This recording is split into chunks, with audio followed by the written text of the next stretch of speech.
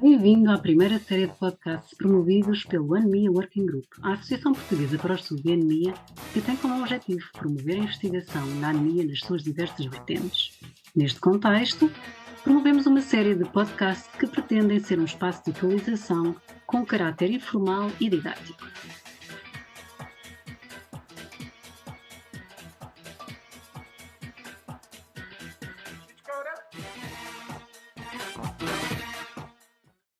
Olá a todos, obrigado por estarem aqui a ouvir este podcast sobre anemia. Hoje vamos falar-vos sobre anemia na gravidez. O meu nome é Mariana Moraes, sou ginecologista e obstetra no Centro Hospitalar de Tondela, Viseu, e comigo tenho o prazer de ter a doutora Catarina Toscano, que é interna de ginecologia e obstetrícia no mesmo centro. E porquê é que vamos falar sobre anemia na gravidez? Porque realmente é uma patologia muito frequente e não só, com sérias repercussões tanto para a mãe como para o feto que se está a desenvolver. E a anemia, como vocês já têm vindo a ouvir nos podcasts anteriores, é um problema global de saúde pública e que na gravidez afeta cerca de 1/3 de todas as grávidas. A Catarina também nos vai falar um bocadinho sobre isso. E, Catarina, até gostava de saber se tens aí alguns dados sobre a prevalência da anemia na gravidez, mas em Portugal, em específico, em Portugal, no nosso país. Que dados é que nós temos sobre esta doença tão global e que tem repercussões tão graves? Conta-nos lá. Olá, Mariana, antes de mais obrigada pelo convite para estar aqui para falar sobre esta patologia que é tão comum no nosso dia a dia, não é? Na nossa prática clínica. Efetivamente, existem alguns estudos portugueses que falam da prevalência da anemia na grávida, os mais recentes falam que será de cerca de 38%. E que, efetivamente, esta anemia é tendencialmente uma anemia por déficit de ferro e nesta situação chega a ser superior a 95% de prevalência. Portanto, acaba por ser bastante prevalente a anemia na gravidez. Pelo menos são os estudos mais recentes que tivemos acesso. Portanto, só aqui 1/3 das grávidas têm anemia e o que estás a dizer é que a grande maioria é por deficiência de ferro. É por deficiência de ferro, sim. Exatamente. E que se nós formos tentar perceber de quais de todas as grávidas têm deficiência de ferro, e aqui podemos até ainda não ter anemia, porque a deficiência de ferro é um espectro em que começa com a diminuição das reservas de ferro e depois chega ao estado final que é a anemia, e estás-me a dizer que mais de 90% das grávidas têm deficiência de ferro. Sim, há estudos mesmo que falam de cerca de 95%. Pois é imenso, que a grande maioria das pessoas até não conhece estes números tão importantes. E estes dados, mais uma vez, são portugueses. E, Catarina, como é que nós podemos definir a anemia na gravidez? É igual à população em geral ou temos outros valores? Os cutoffs, ou seja, os limites que nós usamos para fazer a definição da anemia da gravidez são ligeiramente diferentes. Continuamos a usar o valor da hemoglobina, como na população em geral, mas neste caso o que consideramos é uma hemoglobina inferior a 11 ou um hematócrito, não é? Outro dos valores associados quando fazemos o hemograma, inferior a 33%, se tivermos valores do primeiro e no terceiro trimestre da gravidez. Estes valores acabam por ser um bocadinho mais baixos, ou seja, uma hemoglobina inferior a 10,5 ou um hematócrito inferior a 32%, se tivermos análise do segundo trimestre. Não podemos também descurar que muitas das vezes é no puerpério que estas mulheres acabam por ter um diagnóstico de anemia, ou seja, até podem não ter tido um diagnóstico de anemia ao longo da gravidez, mas se tiverem uma hemoglobina inferior a 10, e essa hemoglobina for detectada no pós-parto, também deveremos considerar como uma situação de anemia nesta população. Ok. E porquê é que achas que é tão prevalente a anemia na grávida e não é no resto da população? Achas que há alguma coisa que a grávida tem que a mulher, neste caso, pronto, nós somos ginecologistas, que a mulher não grávida, qual é que é a diferença entre estas duas populações? Muito é atribuído à parte da fisiologia, não é? Ou seja, na gravidez o que acontece é que há um grande aumento, por causa da gravidez em si, da massa dos eritrócitos e também do volume plasmático, não é? Está-se a formar um novo ser e esse aumento acaba por ser de cerca de 40% a 50% deste volume plasmático. Isto vai levar a que haja uma hemodiluição, ou seja, uma diluição da hemoglobina e uma diminuição fisiológica, tanto da hemoglobina como do hematócrito, e por isso é que são estes os valores que nós usamos para fazer a definição de anemia da gravidez. Para além disto, os vários estudos dizem-nos que ao longo da gravidez há um aumento progressivo das necessidades que o feto vai tendo de ferro, ou seja, do aporte de ferro que a mãe lhe vai fornecendo, principalmente durante o segundo e o terceiro trimestres, por causa do desenvolvimento fetoplacentar e tecidular materno. Efetivamente, tal como eu disse ao início, sabemos que a anemia ferropénica é a causa mais frequente da anemia durante a gravidez e que muitas vezes, tal como tinha dito ao início, na gravidez o déficit de ferro vai inicialmente estar associado a uma depleção, ou seja, uma diminuição do ferro, mas sem alteração do valor da hemoglobina, portanto sem uma anemia associada, ou seja, uma anemia que nós consigamos ver a nível das análises que vamos pedindo às grávidas ao longo dos vários trimestres, até que efetivamente quando há uma depleção total, ou seja, uma ausência de reservas de ferro, aí acaba por ter repercussão a nível do valor da hemoglobina.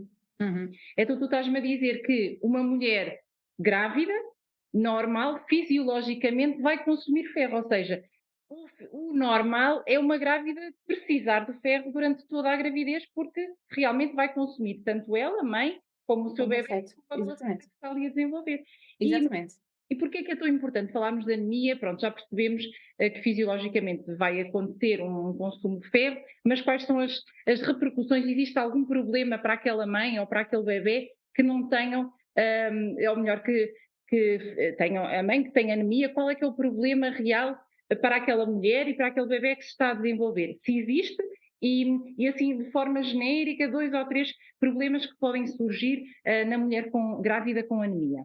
As grandes consequências a nível materno, pelo menos dos estudos que se têm feito relativamente a esta questão do déficit de ferro, é o facto destas mulheres terem um risco aumentado de ter, por exemplo, um parto pré-termo ou um descolamento abrupto de placenta. Também existem casos reportados de aumento do risco de hemorragia pós-parto grave, com a possibilidade de ter que se remover o útero, ou seja, fazer uma esterectomia na altura do parto.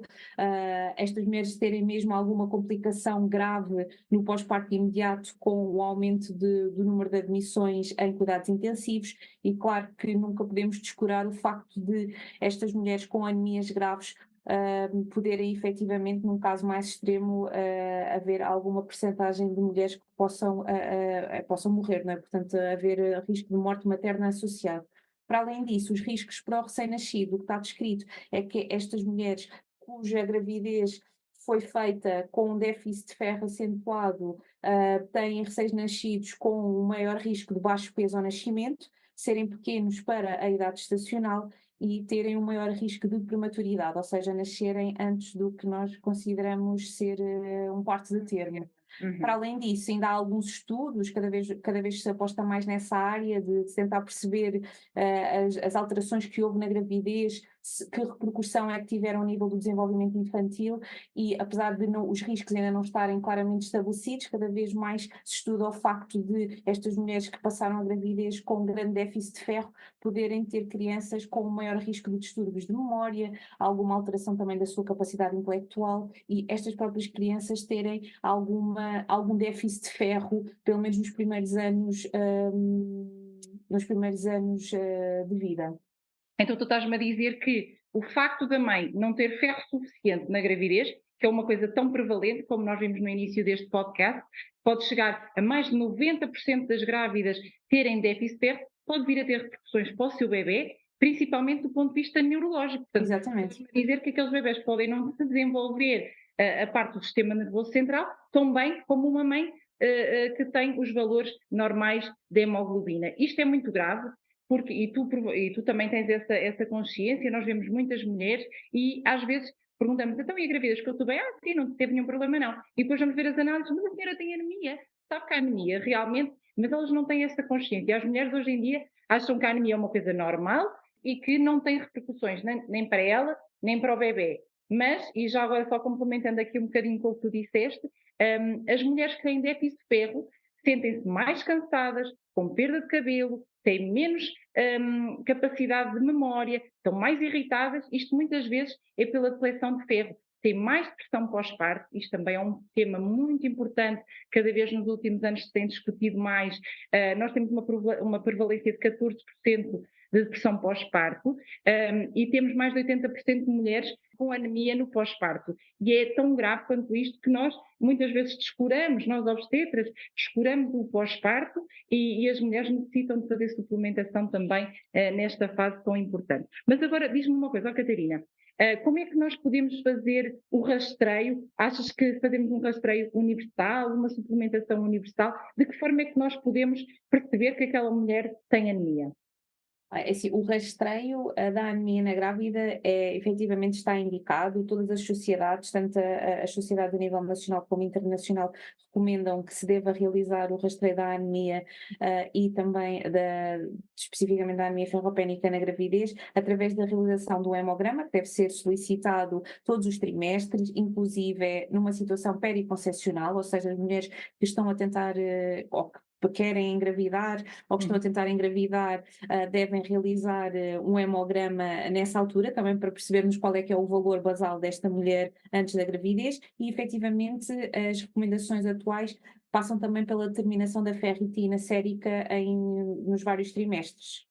Muito bem, e porque nós, mais uma vez, falando aqui da anemia no geral, não só na mulher grávida, nós sabemos que a mulher em idade reprodutiva também tem anemia e muitas vezes também é subvalorizada, subtratada e quando chegam a nós já grávidas, já trazem anemia, por isso é importante nós rastrearmos as mulheres que querem engravidar e eventualmente até suplementá-las. Como é que nós podemos fazer o tratamento de uma mulher que tem anemia? Assim só em termos genéricos.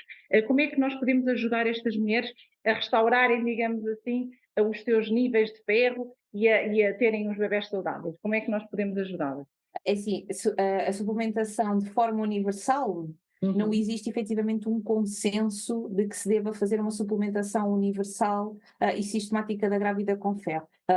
As várias sociedades acabam por restringir um bocadinho ao facto de se a mulher tem ou não um valor de ferritina que faça com que haja necessidade de suplementação. E acaba por ser esse valor o que nos vai decidir se essa mulher tem ou não necessidade de fazer suplementação com ferro. As várias opções que existem para fazer o tratamento da anemia ferropénica durante a gravidez. A de primeira linha é sempre a utilização de um ferro oral, deve-se priorizar a utilização de 150 a 200 miligramas de ferro elementar e isto é importante também o médico que está a fazer a prescrição deste tipo de medicamento, não é, deste tipo de suplemento, perceber se este suplemento que está a prescrever tem este ferro elementar e que efetivamente este tipo de ferro é que vai dar o aporte para aumentar as reservas de ferro na mulher e efetivamente em situações mais graves ou que a hemoglobina já tenha um valor mesmo muito mais baixo,